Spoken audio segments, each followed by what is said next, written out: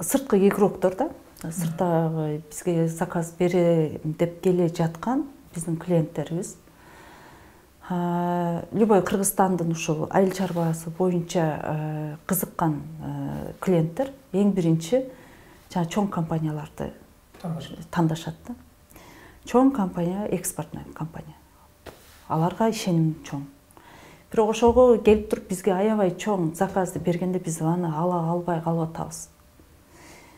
Мисалы мага пятерочка деген Россиядагы бир эле Екатеринбургдагы ошол Екатеринбург боюнча ачылган пятерочканын менеджерлери чыгып айтып атат.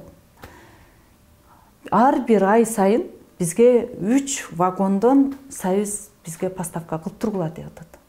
Бирок мен ал заказды ала албай атам. Неге дегенде мен ошолунчо Союзду сактап ала турган биринчиден жерим жок. Экинчиден холодильнигим жок, же объем жок. Бирок алар мисалы ал дыйкандарга келбейт да.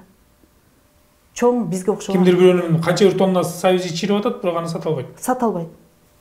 Мен мисалы ошончо чоң логистика центр курайын, мага мындай заказ келип атат.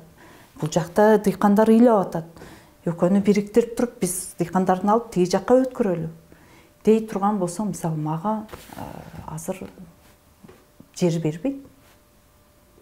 Анын үчүн мен жер сатып алышым керек. Жер ошончо жер сатып алганга вложение опять так же. Эмне үчүн биздин ушундай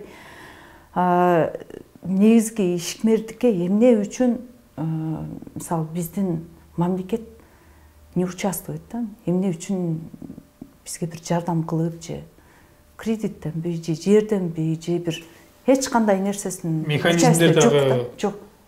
Сен дыйкансың, өзүң айда, өзүң сеп, өзүң бышырып, өзүң сат. Андан башка нерсе жок. И притом, мисалы, дыйкан. Баягы торпок чуркаса саманканадан ашпайт дегендей. Дыйкан өстүрсө базардан башка вариант жок. Чуркап барып, чуркап барган жери эле ушул базар. То есть вариант жок. Эгерде өндүрүшчүлөрдү бизге ушундай бир жардам бере турган болсо, аларга дагы вариант болмок. Каласа өндүрүшчүгө бер, каласа базарга сат. Дагы бир маселе да, мисалы биз баягы экспорт айтып эле ураан кыла беребиз да. Мына баланча мамлекетке экспорт ачылды, баланча мамлекет менен экспорт жөнүндө келишим түзүлдү. Анан былтыр эт экспортко кетти. Эттин баасы 500 сомго жетти. Деликатес болуп калды. Кече аз тамакка кошуп жүргөн этти биз конокко гана коюп калдык да. Анан кийин ошол эле Союз 100 сомго чыкты. Элдин баары сүйлөп калды, илгери пловду Союз менен жечүбүз деп. Анан ошондой болуп биз экспортко дагы көз карандык эмес. Тагыраак айтканда, биз эмнени экспортко чыгарсак өзүбүзгө жетпей калат экен. Логистика жок. Мисалы бизде Кыргызстанда жылына 5000 тонна Союз желет. Болжолду айтып атам да, 5000 тонна Союз желет, 5000 тоннадан артканын саталы.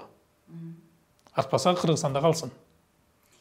Өзү негизи бул нерсени мындай сырттан бизнес көз караш менен карап туруп, мен ошол кезде ошо этти запрет кылганын туура көргөн жокмун да. Бул рынок деген өзүн өзү балансировать этет. Эгерде быйыл ошол Союз действительно ошончо объемду сыртка дайыма алып кете бере турган болсо, биздин дыйкандар ошончо көп объемдогу Союзду алып чыгат дагы баасыл ишет кайра. Баасын алып чыкмак да, бул бир эле случай болуп атат, бир эле жолу болуп атат да.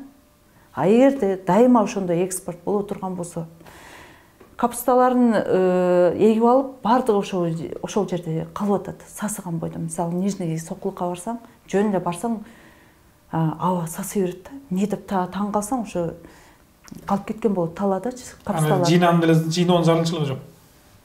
Жыйнаса еще расход болот. Эми ошондой дайыма ошол 100 сомдон боло турган болсо Союз, ладно, биз үчүн 100 сом болду. Бирок ошол баа эртеңки күнү дагы 100 сом боло турган болсо, бүрсү күнү дагы ошондой 100 сом боло турган болсо, баягы неменин бардыгы, дыйкандын бардыгы уже Союзга өтөт. Бул жакшы да.